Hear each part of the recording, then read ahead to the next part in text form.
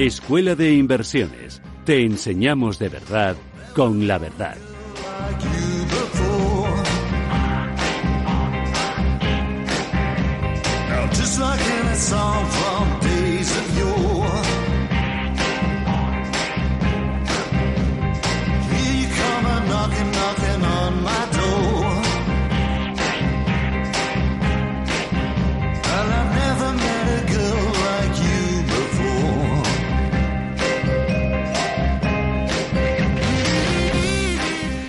Buenos días a todos, que empecéis con el café y con el bollo por la mañana. Hoy estamos aquí, Ricardo y yo, por la mañana, pues bueno, venimos de tomarnos ese croissant y con muchas ganas de educaros, como siempre. Vamos a ver, Ricardo. Yo, buenos días, Feliz, buenos días, amigos y amigas que nos escucháis. Yo no he dormido esta noche, no como de costumbre, sino para entrenarme para la noche de hoy, sábado, a mañana, domingo. ¿Por qué? Porque vamos a tener una de las pocas grandes lunas de este siglo, que coincide con luna llena y además que la luna está en su distancia más corta a la Tierra. Ese momento mágico se producirá mañana domingo sobre las 8 de la mañana, o sea, justo cuando la luna se pone por el oeste. No perdéis tiempo esta noche mirando la luna, mirad otras cosas, pero sí, estad en vigía, porque el domingo a las 7 o 8 de la mañana, cuando la luna se pone por el oeste, verás una luna brillante, con la que el sol aún no puede, y una luna gigante. Y entonces ya no sé, Félix, si es sábado, domingo, noche, pero es que las noches siguen siendo mi pasión. Bueno, de hecho, sabes que el pasado jueves estuvimos, hace 2 días, en un evento que nos quedamos hasta la noche, con contenido, un meetup presencial, en el que además gozamos con la presencia de nuestro invitado de hoy, que ahora ahora te lo presentaré, Ricardo, y a todos nuestros oyentes, y donde, bueno, intentamos y le dimos unas píldoras formativas muy potentes de lo que pasó la última década, y vamos un poco a continuar lo que hablábamos en el anterior programa y vamos a juntarlo con lo que es las bases y el contexto de lo que podemos esperar para este 2020 y cómo debemos prepararnos para ello. Yo debo de decir que como asistente tuve la satisfacción de nutrirme a nivel financiero y humano un montón. La calidad de tu ponencia y la de los demás compañeros que intervinieron fue increíble. Y yo lo que pido es que todos los que nos escucháis entréis en información en inversión, bueno, en vuestra red, porque es que el siguiente meetup va a estar petado y hay que avisar a los amigos oyentes con tiempo para que tengan un sitio. ¿Cómo pueden hacer ya para reservarse y prepararse para el próximo meetup? ¿O les decimos que nos sigan escuchando y ya...? Bueno, pueden acceder a través de nuestra web, en formacioneninversión.com. Tenemos un grupo de Telegram que también nos pueden buscar como Formación en Inversión. Y luego en lo que es en el canal de meetup.com pueden buscarnos por Invest Up, que lo hemos mezclado, es Invest con Startup. Pero no te enamores, Ricardo, porque para enamorarnos tenemos hoy pues a Cupido aquí con nosotros, que bueno, le denominamos Jorge Fields, porque él nos lo ha dicho así, pero él se apellida Jorge Campos, gracias en honor a un portero mexicano. Bienvenido hoy por la mañana, Jorge. Muchas gracias por invitarme, chicos. Bueno, para que os situéis, todos los que nos estéis escuchando, Jorge es primero puro oro cuando le escucháis, porque es extraordinario. Él es actualmente uno de los socios principales de Cupido Capital, un fondo de inversión, fondo de capital riesgo, que prefiero que lo explique él, y también es el director de marketing de Socios Inversores, una plataforma de crowdfunding, la líder ahora mismo en España a nivel de financiación de compañías, sobre todo en unas fases ya avanzadas, y que además pues ofrecen oportunidades de inversión muy interesantes y que podréis seguir pues también sus intervenciones en el programa de Más y Mejor de mi compañero Ricardo los domingos por la noche. Claro, bueno, y en Enclave Digital, dentro de un rato, por ejemplo, tendremos a Más y Mejor hablándonos de un plan de ahorro increíble. A Socios Inversores, claro. Socios Inversores es una de las columnas principales de este programa. Nacimos con ellos y casi gracias a ellos, y lo que es verdad es que sí, es cierto que gracias a ellos aprendemos muchísimo y es un placer. Nos llevaron al primer colaborador que tuvimos aquí, el crack, porque Jorge Campos empezó como colaborador de Más y Mejor. Y a las pocas semanas, después de coincidir unos días con la dirección de socios inversores y participar en las tertulias, nos lo lleva a socios inversores de director de marketing, lo cual para mí es una alegría. Pero bueno, para que veas que la radio hace amigos y milagros. Por otro lado, simplemente decir que es verdad, tú me decías hace un rato que no me enamore. ¿Cómo me voy a enamorar si Jorge representa mi amor imposible? No puedo invertir, jamás invertiré en Cupido Capital hasta que, como él va a explicar ahora, le enamore. O le enamore una startup que yo monte, no lo sé. Es mejor que nadie él para explicarlo. Bueno, antes de continuar, Ricardo, recuerda que porque hoy el tema de hoy, para que nuestros oyentes ya se empiecen a posicionar y para que tú puedas posicionarte, Jorge y yo hemos preparado una continuación del programa de la semana pasada, en la cual pues nos centrábamos en cuáles son los puntos clave que debemos fijarnos en una compañía que sus acciones están cotizando y en una compañía que sus acciones no están cotizando, cuáles son las similitudes y de qué manera podemos generar retornos elevados sobre nuestras inversiones, porque olvidados ya de lo que son aquellas empresas que, vamos a decir, pues invertían nuestros padres, pues vamos a llamar acciones casposas, ¿no? Que al fin y al cabo nos dan unas rentabilidades que tampoco son seguras, porque si no nos fijamos en cómo se desarrolla el sector o la industria, pues invertir en un Santander cuando el sector de la banca está de capa caída, pues muy interesante que sea el Banco Santander, si la industria va para abajo, lo más seguro además siendo el Santander que tiene una cuota grande de lo que es el mercado, pues también se irá para abajo, lo cual son riesgos asimétricos muy negativos para el inversor. Y eso es una cosa que vamos a desarrollar, pero de todas formas, si os queréis formar de verdad, yo os recomiendo la plataforma de educación que tiene XM Brokers en xm.com, donde puedes encontrar diferentes niveles, una que es un nivel básico donde te acompañan en todo el proceso de aprendizaje hasta que ya empiezas a entender cómo son los mercados financieros, cómo es operar, cómo es hacer tus operaciones de trading, y luego ya en un avanzado donde incluso te acompañan en la entrada real. Es decir, no os olvidéis de aprovechar esta formación porque además es gratuita. Y bueno, ya puestos, pues también entrar en formacioninversión.com, por favor. Esa es una cita obligada e ineludible. Voy a utilizar una frase que comentasteis el jueves en el Meetup que me encantó y que creo que es el paso de entrada ideal a lo que vais a desarrollar ahora tú y Jorge como continuación. Y era así: a la caza furtiva de nuevas rentabilidades. Así es. De hecho, bueno, Jorge es uno de, bueno, no es el analista principal de Cupido. Y bueno, pues me gustaría comentar contigo, sobre todo, enfocar cómo ese flujo de dinero, ese flujo de capital pasó de la inversión en deuda, en bonos del Estado, en todas esas rentabilidades que ahora son negativas, y empezó a fluir todo ese capital a inversión en startups, a inversión en acciones de bolsa. Por eso hemos tenido un rally tan alcista tan largo, porque los activos que antiguamente podríamos llegar a plantear como activos seguros ya no lo son. Y los activos que ya sí que están empezando a gozar de más fama porque dan más rentabilidad son esos activos cotizados en renta variable que parece que nunca se va a terminar esa subida, ¿no? Bueno, yo creo que en algún momento sí que se terminará. Lo de siempre, como en todo lo que es la economía y el trading, la pregunta es ¿cuándo?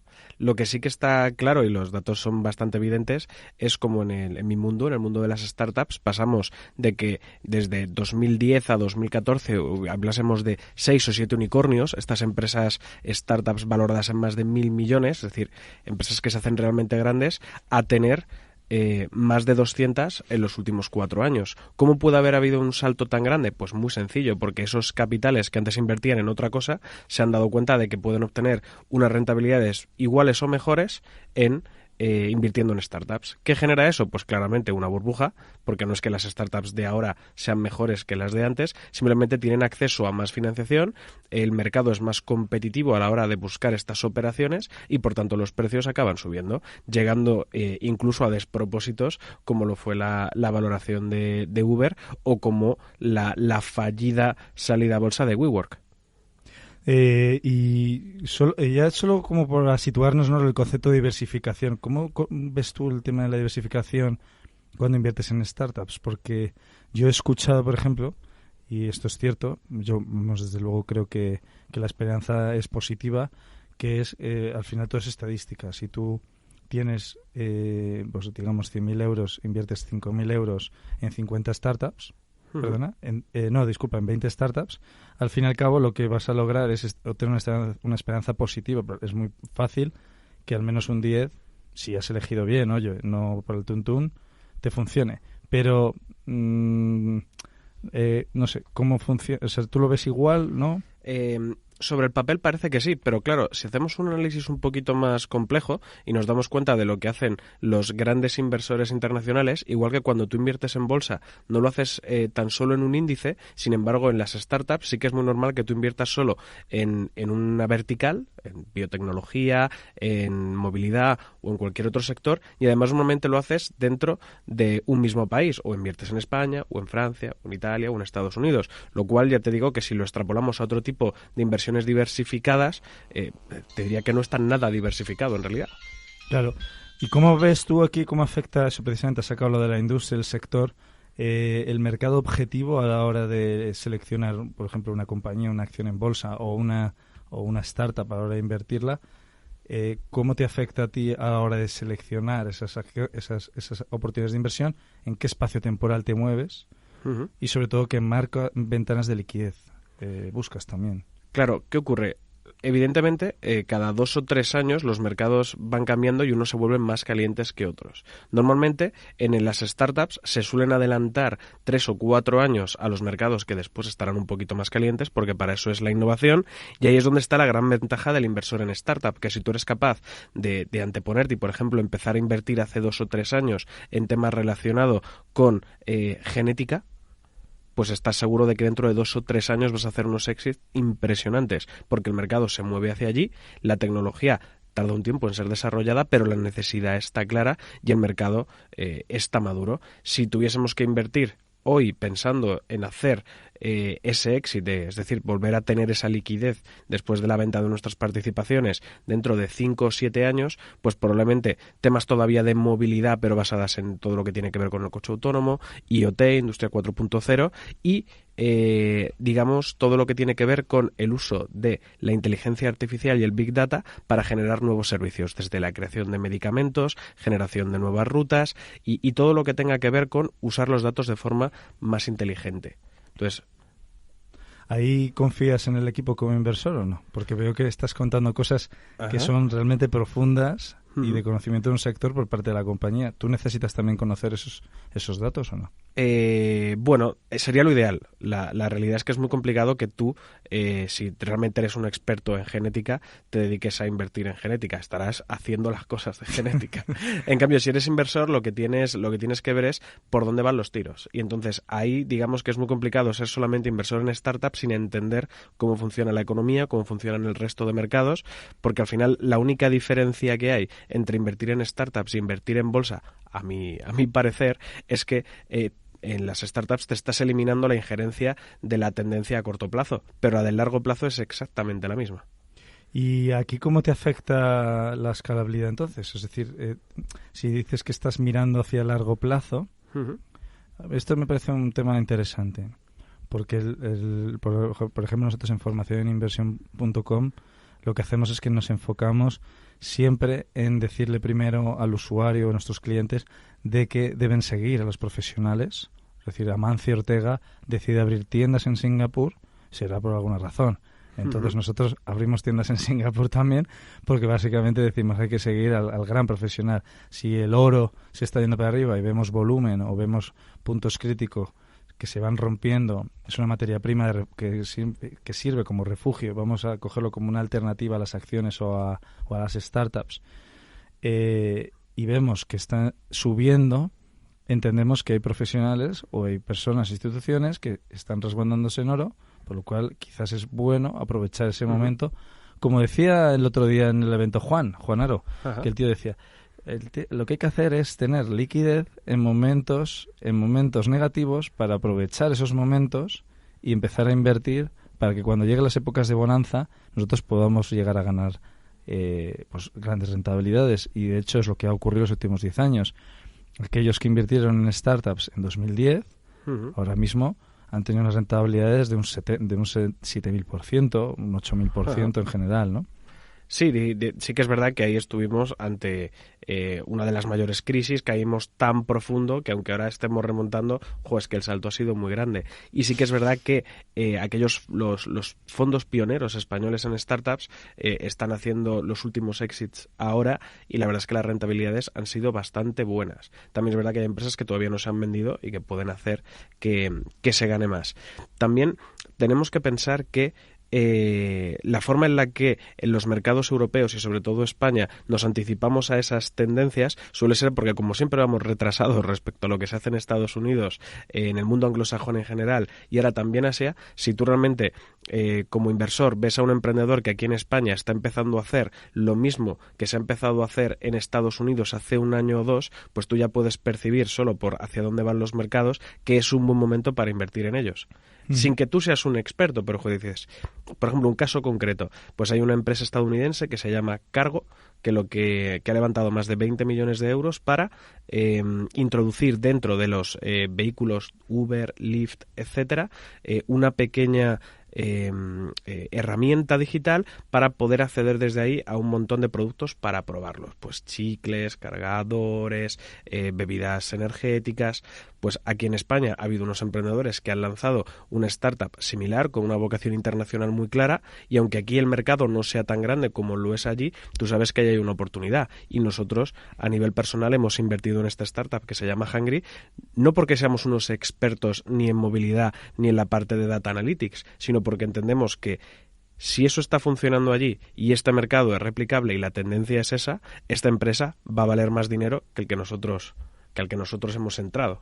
De hecho, aquí me surge una duda muy interesante, porque claro, ¿cómo percibimos la escalabilidad de Hungry, por ejemplo, en este caso, que tú y yo hemos invertido cuando realmente es una empresa es una idea que se ha cogido de Estados Unidos? Es decir, al final, la expansión, la escalabilidad de Hungry puede llegar a estar muy limitada al territorio español. Entonces, ¿cómo podemos llegar a valorar que eso puede ser una buena inversión a 3 o 4 años? Bueno, en concreto, se pueden orientar por dos estrategias. En el caso concreto de Hungry sí que es verdad que son emprendedores que son internacionales. Ellos, los fundadores, son de países de Medio Oriente, que es otro mercado que queda totalmente por explotar. Son personas de un alto nivel ejecutivo. Entonces, digamos que yo no tengo ninguna duda de que serán capaces de replicar el modelo en países como Alemania, Arabia Saudí o cualquier otro. Y sobre todo también es muy interesante que en el mundo de las startups sí que se suele producir un periodo en el que primero salen muchas startups en muchos países, luego una, normalmente la que más dinero consigue y más crece, que suele ser americana, decide que quiere empezar a quedarse con más cuota de mercado, porque la diferencia entre lo que consiguen unas y otras es muy grande, y al final, pues cuando Cargo decide entrar en Europa, probablemente lo más sencillo para no tener que luchar por ese mercado es que se compre Hungry, ellos estarán felices y nosotros más.